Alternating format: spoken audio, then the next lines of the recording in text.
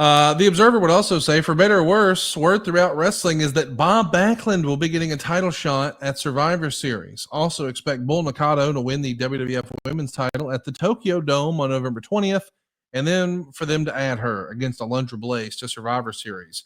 Nakano will probably hold on to the strap through WrestleMania when the WWF contract expires, although WWF has expressed an interest in renewing her deal.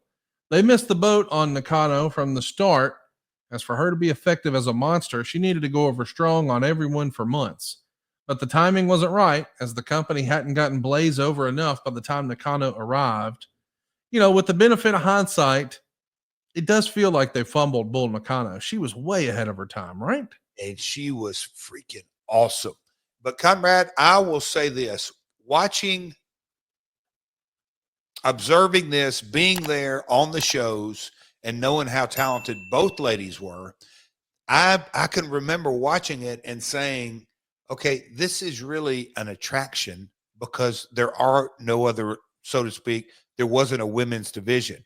Fast forward, 10 years to, or a little less than 10 years, but, we had one, Gail Kim on the roster, but everybody's like, hey, let's start a women's division. Let's start a women's division. And I was so against that. And I said, until you can have it really at least 8, if you start with 4, it's going to be difficult, but we need to get a roster, because if there's just 2 ladies, I just think that really hurt Bull in so many ways, because I don't know who you said reported that, but if Bull would have gone through 7 other opponents, even if they were small mini programs, then by the time she faced Alundra, then you would have had the heat on her. But just really having those 2 ladies on the roster, it put them really incredibly hard to succeed long term.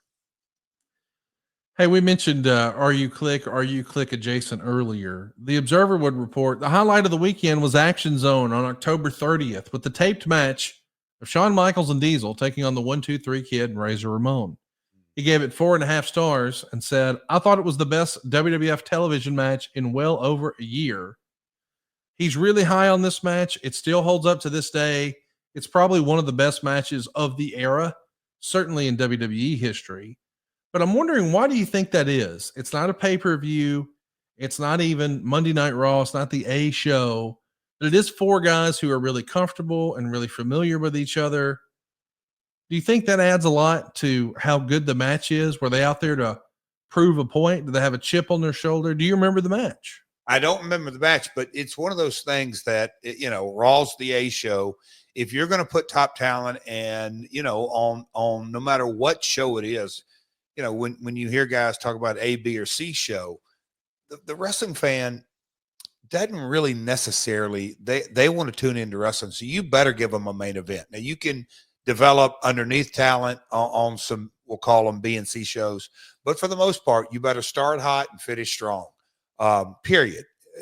End of story. If you're producing. And when you look back at the dynamic and where the company was going, you had Shawn as a heel and Diesel as his backup. Their chemistry was really good as a heel duo, because they started out Diesel being his second, and then Razor had come off the program with Savage, and by this time he's really rolling, and Babyface, and him and Shawn had the battle at WrestleMania this year, and Kid, and so just good chemistry, and one of those deals that, hey, we need this match for this show, and so we're going to put you guys out there and give you time. More than anything, Conrad, I'd be willing to say that the amount of time that was given added a great deal to the viewing pleasure, if you will, or the star rating to this match, just giving the TV match some time. Let's talk a little bit about an interesting idea that the company ran here in 94. The WWF ran the Meadowlands, Nassau Coliseum, and Madison Square Garden on consecutive nights. I know what you're thinking. Hey, isn't that kind of the same market? You're damn right it is.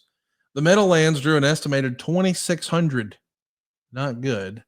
Nassau had 3,800, and MSG was roughly 9,500. Although reports are freebies, particularly for MSG, weren't hard to come by. All 3 nights were Bret Hart versus Jim Neidhart, and it ended with Bob Backlund's interference backfiring and causing Hart to win. Backlund promised Vince McMahon at the MSG show that at the next show he'd have the title belt. At one of the shows, he put the chicken wing on Pat Patterson. Backlund initially received a lot of cheers at MSG, but insulted the fans to make it all boos.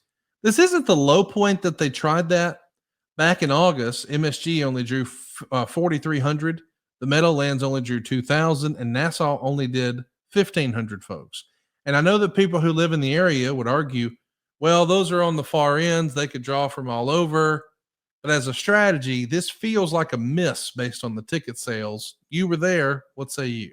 And you gotta, here's where, in theory, and look, when business, I applaud them. And I was there. You kind of hear the mindset that you have to kind of look at the complete overall live event strategy, and that's why, when I try to analyze today's live events or WWE's live events or TNA, or look back over time and really try to understand the history, these kind of little, I'll call them trials and experiences, Conrad, to me, they really add up. But when you go back in this time and knowing you're trying to pull the nose up on the live event business, and they looked at, okay, New York is our market, and we don't want to go run, we'll call them B markets, and not draw and fly in, 30 guys and all the expenses that go with that. So maybe we fly in, we're going to run these buildings contractually. We've made an agreement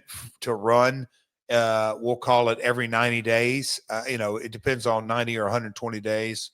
You can cut down on air, so they looked at it as an overall weekend, Conrad, if that makes sense, in that, was it a failed experiment? No, because I think that a lot of lessons were learned. But you fly guys in, and you have one travel bill, and, if we would have run them, one a month, how would that have increased things? This is during a time frame too that we ran Pittsburgh. We ran all the major buildings. I think back in those days, I think Anaheim, the Pond was just coming online, but the Forum or the Sports Arena, we ran Dallas, we ran Pittsburgh, we ran Philly, Spectrum. You ran those every, I don't know I think every 90 days, because this gets into the non-competes. To keep a WCW out of the arena, you had to be in there either every 60 or 90 days, and you got the 90-day protection before and after, and that kind of kept your ball rolling you guarantee these arena four shows a year to kind of keep the competition out. All the strategies that you go into, and they looked at it and thought, okay, this is the best thing. I don't think we did this 3 or 4 times, maybe 3 times, but as a talent, you look at it and go, okay, one flight.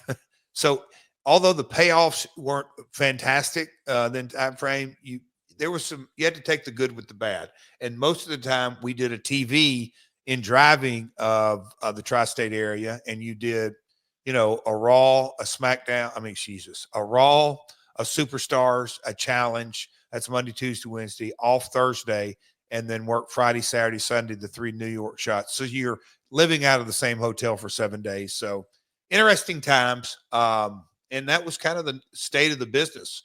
That's why that Jock show, doing 18,000 people was a even bigger deal than most people realize.